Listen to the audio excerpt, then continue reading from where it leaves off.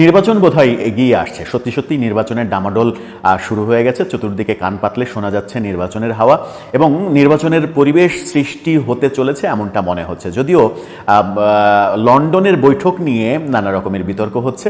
এনসিপির পরে জামাত ইসলামও এই বৈঠকের বিরোধিতা করেছে এবং বলেছে যে একটি দলের দিকে হেলে পড়েছে প্রফেসর ইউনূসের অন্তর্বর্তীকালীন সরকার। অর্থাৎ প্রফেসর ইউনূসের যে নিরপেক্ষতা, সেই নিরপেক্ষতা নানাভাবে প্রশ্নবিদ্ধ হচ্ছে। এর আগে প্রশ্ন হয়েছিল যে এনসিপির দিকে ঝুঁকে পড়েছে প্রফেসর ইউনূসের এই সরকার, জামাতের দিকে ঝুঁকে পড়েছে। এখন যখন বিএনপির সঙ্গে মিটিং করলো তখন বলা হচ্ছে যে প্রফেসর ইউনূসের সরকার বিএনপির দিকে ঝুঁকে পড়েছে। তার মানে হচ্ছে যে নিরপেক্ষ আসনে, নিরপেক্ষ অবস্থায় এই সরকার থাকতে পারছে না এখন পর্যন্ত, গত 10 মাসের বেশি যে কার্যক্রম তারা পরিচালনা করেছে। এভাবেই নানাভাবে বিতর্কের জন্ম দিচ্ছে তারা, যেটা দৃশ্যমান। তবে আগামী নির্বাচনের ডামাডোল যখন বাজতে শুরু করেছে তখন একটা প্রসঙ্গ সামনে এসেই যায় এবং যে প্রসঙ্গে চতুর্দিকে আলোচনাও হচ্ছে।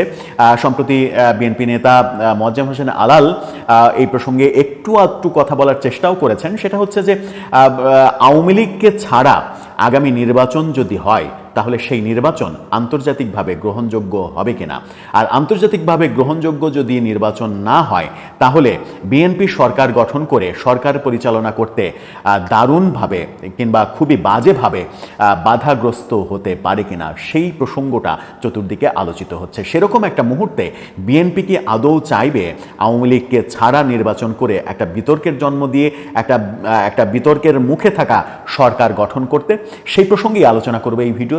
নির্বাচনের ডামাডোল শুরু হয়েছে, চতুর্দিকেই নির্বাচনের আলোচনা। নির্বাচন ফেব্রুয়ারির মধ্য ফেব্রুয়ারিতে হবে অথবা ফেব্রুয়ারির শুরুতে হবে এমনটাই শোনা যাচ্ছে। যদিও সেটা নিয়ে নানা রকমের বিতর্ক রয়েছে, প্রতিবাদ শুরু হয়েছে।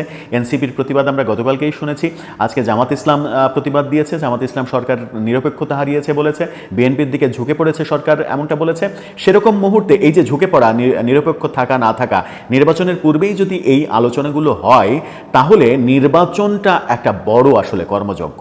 সেই নির্বাচনে আওয়ামী লীগের কার্যক্রম যেহেতু নিষিদ্ধ রয়েছে, নিষেধাজ্ঞা রয়েছে তাদের কার্যক্রমের উপরে, নিবন্ধন স্থগিত রয়েছে, সুতরাং ধরে নেওয়া যায় যে আগামী নির্বাচনে আওয়ামী লীগ অংশগ্রহণ করতে পারছে না। যদি শেষ পর্যন্ত নির্বাচনের শেষ মুহূর্ত পর্যন্ত সেটা বলবৎ থাকে এবং আওয়ামী লীগকে বিহীন নির্বাচন হয় তাহলে সেই নির্বাচন কি আন্তর্জাতিকভাবে গ্রহণযোগ্য হবে? আন্তর্জাতিকভাবে গ্রহণযোগ্য না হলে সেই নির্বাচনে নিশ্চিত করেই এখন যে অবস্থা, দেশের রাজনৈতিক যে অবস্থা, তাতে বলাই যায় যে আগামী নির্বাচনে বিএনপি সরকার গঠন করবে। তো বিএনপি যদি সরকার গঠন করে তাহলে যে নির্বাচন আন্তর্জাতিকভাবে গ্রহণযোগ্য হবে না সেরকম একটা নির্বাচন করে কি বিএনপি সরকার গঠন করতে চাইবে আদৌ? আমার মনে হয় না যে বিএনপি এরকমটা চাইবে, কারণ বিএনপি সবসময়ই সবার অংশগ্রহণ কিংবা সবার সমান অধিকার, সর্বদলের সমান অধিকার, বহুদলীয় গণতন্ত্র, এই কথাগুলো বিএনপি সবসময় বলে এসেছে। তাদের নিজেদের অবস্থানই কিন্তু সেটা যে বহুদলীয় গণতন্ত্র তারা চায়। সেখানে আওয়ামী লীগের মতো একটা দলকে বাইরে রেখে, যে দলের সমর্থন সংখ্যা বিএনপি এবং আওয়ামী লীগ বলা হয় যে প্রায় সমান সমান সমর্থন সংখ্যা, আওয়ামী লীগের সমর্থন সংখ্যা যদি আমরা 35 থেকে 40% ধরি তাহলে এই 40% জনগোষ্ঠীকে বাইরে রেখে যে নির্বাচন হবে সেই নির্বাচন আন্তর্জাতিকভাবে গ্রহণযোগ্য না হওয়ার সম্ভাবনাই অন্তত 90%। যদি গ্রহণযোগ্য না হয় তাহলে একটা অগ্রহণযোগ্য বিতর্কিত নির্বাচনের মাধ্যমে বিএনপি ক্ষমতায় এসে আন্তর্জাতিক নানা প্রশ্নের সম্মুখীন হবে, যে প্রশ্নের সম্মুখীন বিগত অন্তত 3টি নির্বাচনে আওয়ামী লীগ হয়েছে। 2014 নির্বাচন, 18 নির্বাচন এবং 24 নির্বাচন। 18 নির্বাচনটা হয়তো কম হয়েছে কারণ 18 নির্বাচনে বিএনপি অংশগ্রহণ করেছিল, বিরোধী দলের অংশগ্রহণ ছিল, কিন্তু 14 নির্বাচন এবং 24 নির্বাচন, এই যে 10 বছরের ফারাকের এই দুটো নির্বাচনে বিএনপির অংশগ্রহণ ছিল না। সুতরাং এই কারণেই আন্তর্জাতিকভাবে সেই নির্বাচন কিন্তু প্রশ্নবিদ্ধ হয়েছিল। এই নির্বাচনের গ্রহণযোগ্যতা নিয়ে প্রশ্ন উঠেছিল এবং নির্বাচনের গ্রহণযোগ্যতা নিয়ে প্রশ্ন উঠেছিল বলেই বারবার আমরা দেখেছি যে পরপর 3 বার এরকম ঘটনার পুনরাবৃত্তি হওয়ার কারণে আওয়ামী লীগ সরকার বিতর্কিত হয়েছে, আন্তর্জাতিকভাবে বিতর্কিত হয়েছে এবং দেশের মধ্যেও জনগণ ফুঁসে উঠেছে। জনগণ যখন ফুঁসে উঠেছে তখন জনগণ আওয়ামী লীগের বিরুদ্ধে এক ধরনের প্রতিবাদে সোচ্চার হয়েছে। সামান্য একটা কোটা বিরোধী আন্দোলন কিভাবে সরকার বিরোধী আন্দোলনে রূপান্তরিত হলো, মাত্র কয়েকজন ছাত্রছাত্রীর আন্দোলন যেটা বাংলাদেশের বহু মানুষের, লক্ষ লক্ষ মানুষের আন্দোলনে রূপান্তরিত হলো, এই ঘটনাটা কিন্তু একদিনে সম্ভব হয়নি। এই ঘটনা ঘটনাটা 15 বছরের পুঞ্জীভূত ক্ষোভের কারণে হয়েছে, এবং এই ঘটনার নেপথ্যের নাম্বার 1 কারণই কিন্তু অগ্রহণযোগ্য নির্বাচন। অগ্রহণযোগ্য নির্বাচন দেওয়ার ফলে সরকার কতটা বিপদে পড়ে সেটা কিন্তু আওয়ামী লীগকে দিয়েই আমরা বিচার করতে পারি। সেই একই ফাঁদে কি বিএনপি পড়তে চাইবে? আমার মনে হয় যে বিএনপি যদি বুদ্ধিমত্তার সাথে রাজনীতি করতে চায় তাহলে সেই একই ফাঁদে বিএনপি পড়তে চাইবে না। তাহলে বিএনপির সামনে পথ খোলা কোনটা? বিএনপির সামনে পথ খোলা একটাই, সেটা হচ্ছে যে আওয়ামী লীগের যে রাজনৈতিক নিষেধাজ্ঞা, সেই রাজনৈতিক নিষেধাজ্ঞা তুলে নেওয়ার জন্য সরকারকে বলা এবং নিবন্ধন ফিরিয়ে দেওয়ার জন্য বলা। আওয়ামী লীগের যারা অপরাধী তাদের বিচার কার্যক্রম চলুক, কিন্তু দল হিসেবে আওয়ামী লীগ যেহেতু অপরাধী কি অপরাধী না সেটা প্রমাণ সাপেক্ষ ব্যাপার, আদালতের ব্যাপার এবং দীর্ঘ সময়ের ব্যাপার।